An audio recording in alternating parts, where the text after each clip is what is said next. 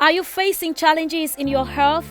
Then Dr. Suleiman Clinic and Labs is here to provide you with the lasting solutions to your health problems. Dr. Suleiman Clinic and Labs is specialized and offers consulting in psychiatry, internal medicine, cardiology, urology, dermatology, gynecology, infectious diseases, and infertility.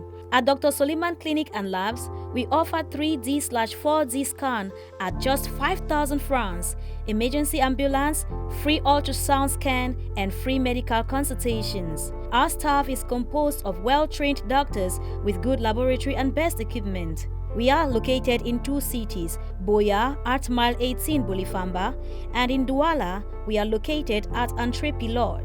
You can reach us through the telephone number 694-940-172. Your health is at the right place with Dr. Suleiman.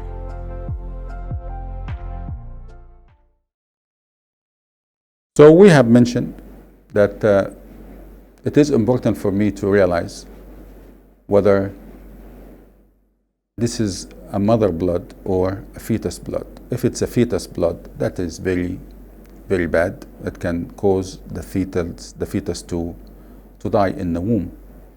So we have to interfere immediately, and that is for the doctor to take care of. You don't have to know what the doctor would do. It's not your, you don't have to know that, because that will be too specific and too much medical information that you shouldn't care about. The whole purpose of this program is patient education.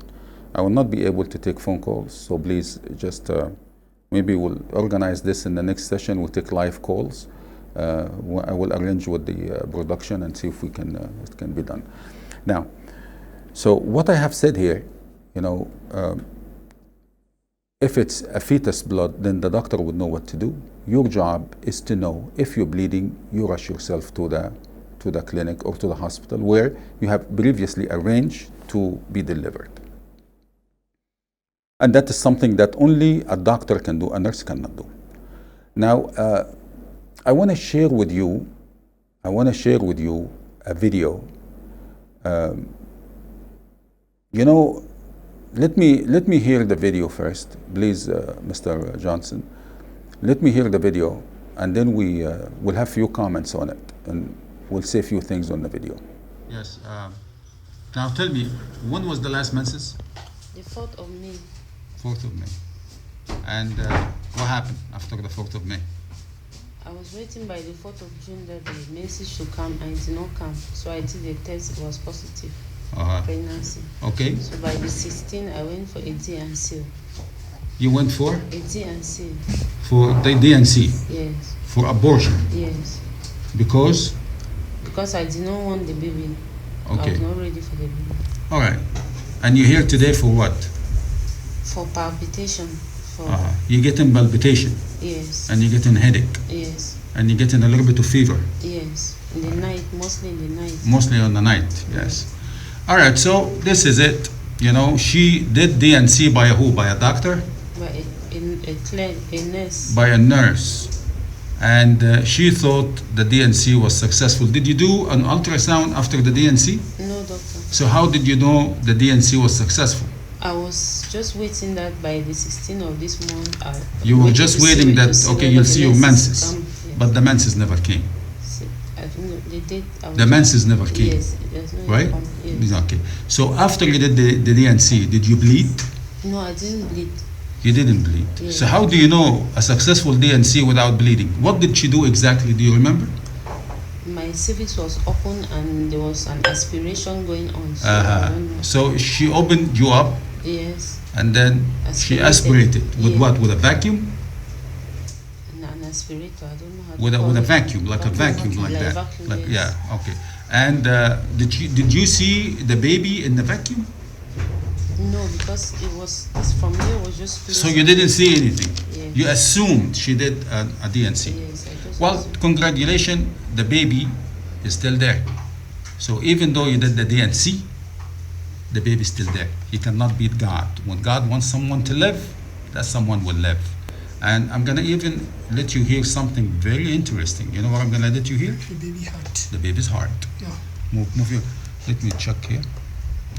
I'm gonna make you see the baby's heart. Hear the baby's heart, and you will see the heart. You will see the heart. Close. I cannot see because you're on my face. Okay.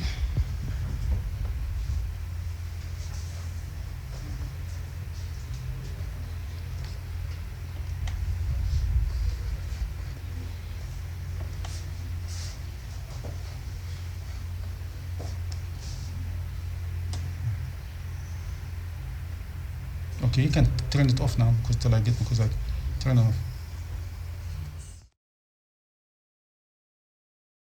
Put number 2, please, Mr. Johnson, and then followed by number 3. Let me see the video to the end. We measure the baby's age based on the abdominal circumference, AC, and the age is 10 weeks, 6 days. So now we already know the baby is alive. We already know the baby is alive, and we can even see the heart moving. Okay. Now we're doing endovaginal here because the baby is small. Okay. Yeah. And I can show you this is the baby's limbs. You see the legs. Now, mommy, would you do an abortion after you leave here? Because we do not do abortion here. Would you do an abortion or would you keep the baby, mommy? You already attempted once and it failed. So that gives you a message, no? That's a message for you there. You attempted once and it didn't go. Would you keep the baby, mommy? I'll have to discuss with my husband. Yeah. But for me... Did your husband support you the first time to do the abortion? Yes, because I told him my health situation, I don't want to go through that. And what is that health situation, mama? The blood pressure that I have. You have high blood pressure? Yes. If we control the pressure, mama, you can continue with the pregnancy, no? That is something that we can easily control, right? Yeah, we can control the blood pressure. And you can continue with the pregnancy. Your blood pressure is high and the pregnancy is still there. You see that? Yes. You did an abortion and the pregnancy is still there. So God want to teach you a lesson, which is, I'm above you. What you want is not what I want. I want this baby alive. I hope you understand. Yes.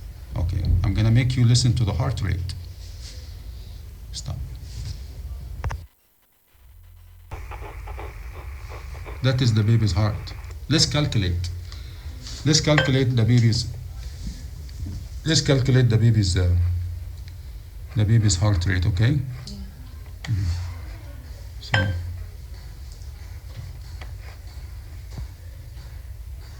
that baby is beating at 167 beats per minute. That's good. It's good. The baby is good.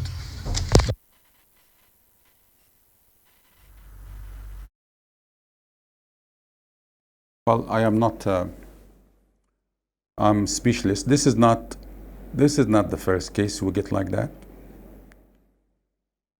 You out there listening to me and watching me, you know, some of you have spent a lot of money throughout the years and suffered a lot. I get them every day in my clinic. We want a baby. We have infertility issue. Today alone, I had somebody who was willing. Unfortunately, I checked her, and the uterus cannot take a pregnancy. She did a surgery in 2015. She removed some fibromas. The fibromas are still there today, and the uterus cannot carry pregnancy. This is what we call myomatous uterus. It's full of myomas in the wall. From the previous surgery, we have a scar in the wall of the uterus. She cannot carry pregnancy. And listen to this story. I'm talking about the patient of today. I'm not talking about the video now. We're going to talk about the video in a minute.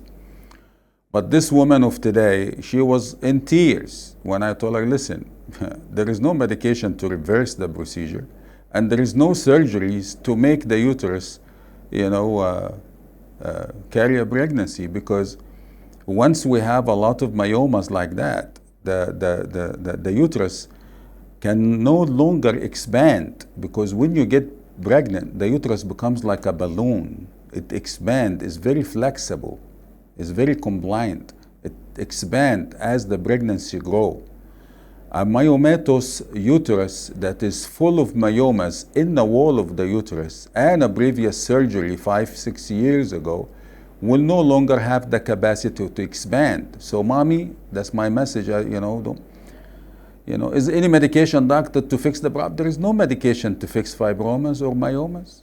There is no traditional medicine, traditional herbs, this man or that man. No, it's nothing. Only surgery can fix the problem if it's fixable. But if you have so many of them compromising the womb and the wall can no longer extend, the wall of the uterus can no longer expand and accommodate the growing pregnancy, you will go nowhere. You will just spend your money and go in circles having a false hope that you're gonna get pregnant, and you will not. It's rather to be honest with the patient than to give false hope and have the patient living on false hope. Is not gonna happen. And she was in tears when I told her that, because it's not gonna happen. You can seek a second opinion, a third opinion, a 10th opinion, but it's not gonna change the fact that this uterus cannot carry a pregnancy. So, and those myomas over the years will complicate things. They'll become degenerative, they become rotten from the inside, and they will cause you problem. That uterus has to come out. And she was in tears. Doctor, can I have my daughter? This is her saying. Can I have, my sister, she has 3 babies. Can she carry my baby? That's what she said. I said, Mommy, how she's gonna carry your baby? Oh, she's smart. She's been other places before, and she came to me to confirm, can this happen? See if if Dr. Solomon, what would Dr. Solomon say? But anyway, her thinking, okay, can my sister carry my baby? I said, Mommy, it's not gonna be your baby, because it's gonna be, how it's gonna be? Yeah, doctor, they can take my egg. I said, they can take your egg, and they can take your husband's sperm, and do an IVF, and then shoot it inside the uterus of your sister. So your sister will be the host, because I want my own. She won her own baby. It's like an ownership. You have to put a label on it. I want my own. Okay, it's not an ownership, Mama. You can adopt somebody and raise a child, and you don't have to give birth to a child. That maybe adopted child is much better than the one that you're gonna give birth to. We have sometimes to accept what God has given us. You cannot have your own baby. You're gonna do an IVF for 2-3 million, and the chances for success is 50-50. And you're gonna use your sister as a host. So, psychologically speaking, if I carry pregnancy 9 months, is it easy for me to give you the baby? Carrying the pregnancy for 9 months, I'm already a mother, regardless if this is not my egg and is not my husband's sperm. Carrying a pregnancy 9 months, will automatically, you will develop compassion and kindness and emotional ties with that pregnancy that you're carrying for 9 months. I'm not gonna carry pregnancy for 9 months, and at the end of the term, here is the baby. It's gonna be, even though if it's your sister, it's gonna be very difficult emotionally. And I don't know if it will happen. So sometimes, human beings go through 4 phases. They will deny, that doctor doesn't know anything, so they deny everything I said. And then they go through a bit of depression, and then finally they come to the stage of acceptance. Okay, I'll just accept the fact. But they'll come to the stage of acceptance after they have blown all they have, all the money they have. Why? Because they're still insisting that, listen, it's gonna happen, and sometimes we just have to, accept what God has given us. And I'm not saying that you stay home and do nothing, and do not try and accept. No, I'm saying if you already have tried, like this woman here, the uterus is bad. Do not now overthink it. I'm gonna get my sister to host my baby, and I'm gonna extract my eggs and take my husband's sperms and make a baby there and then shoot it in her uterus. Wow, this is a very big story there. And from my point of view, as a, from the psychology point of view, it's very difficult for someone to carry pregnancy for 9 months and then hand you the baby at the end of the term, even if it was your sister. Would you do it out there? I would like to hear. Would you do it? Would that be accepted for you? I give you $1 million or $2 million and you carry a pregnancy, and at the end of the term you give me the baby? Is that acceptable for you? We are human. We develop emotions once we get pregnant to that human inside of us. So it's very difficult. I don't see it possible. And if it does, it's going to be that patient, that sister will be traumatized later on for giving up her baby. even though it's not her egg. But she carried the pregnancy. It makes her a mother. Anyway, I'm not going to get into details with that. Everybody has their own beliefs, and I respect that.